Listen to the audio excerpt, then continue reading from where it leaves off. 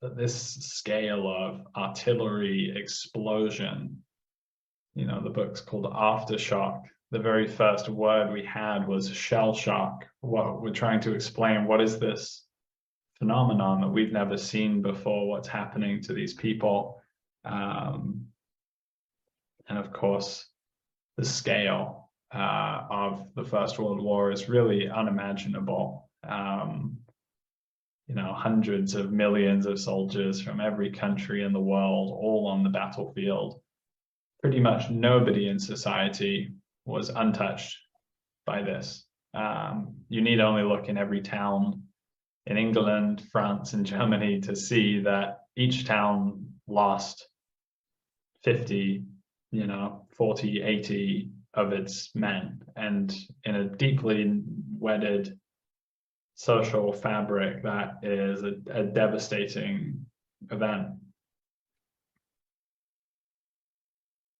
And of course, we live in the wake of this, we walk around it, but there is a journey one goes on to actually begin to see it.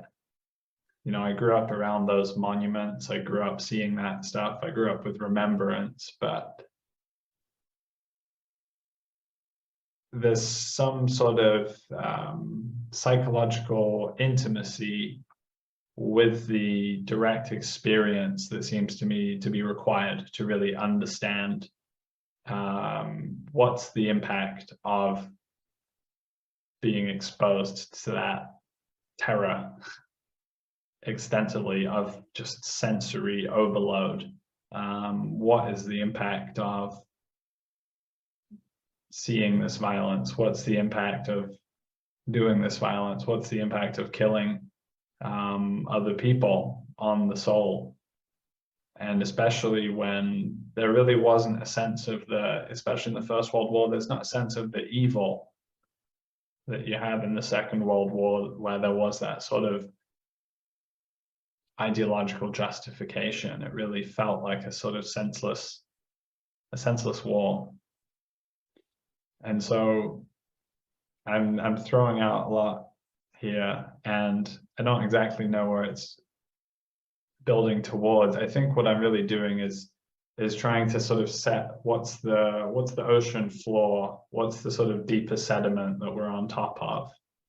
The way that I came to visualize the healing journey in my own journey was this image of the tree and of the branching self, and that in order to grow, we must both branch outwardly into the world, into our experience, but we have to root down.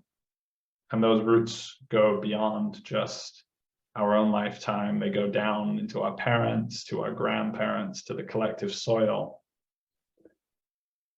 And eventually, when we get some intimacy with that, when we open that channel up, we hit on those collective layers.